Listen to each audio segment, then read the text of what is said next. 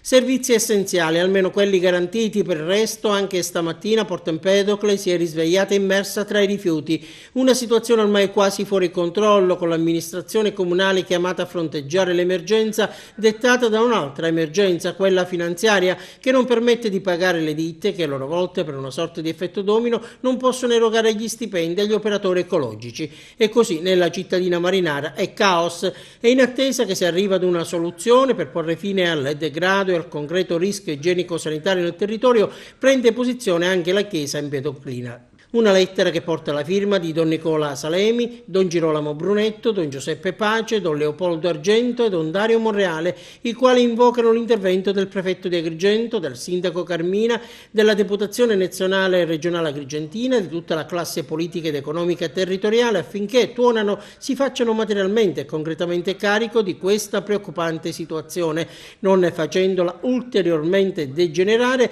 e adoperandosi per la soluzione anche con l'adozione di provvedimenti straordinari, urgenti ed innovativi. Secondo i parroci non si può più parlare di momento particolare, trattandosi di emergenza costante a fronte di assenza degli invocati interventi risolutivi. I preti vanno oltre e segnalano anche la grave e mortificante situazione economica di interi nuclei familiari, sempre più privi di qualsiasi reddito e sostenuti esclusivamente dalla carità cristiana delle locali strutture parrocchiali, con interventi estemporanei e certamente non esaustivi. La comunità ecclesiale empedoclina sottolinea infine che nessun sentore fa ottimisticamente prevedere l'auspicata inversione di tendenza, essendo ormai acclarata, osservano ancora l'incapacità gestionale degli organi a qualsiasi livello istituzionale chiamati alla risoluzione delle tante problematiche emerse. Di fatto i preti chiedono l'assoluto rispetto di tutti gli oneri contrattuali assunti con i lavoratori,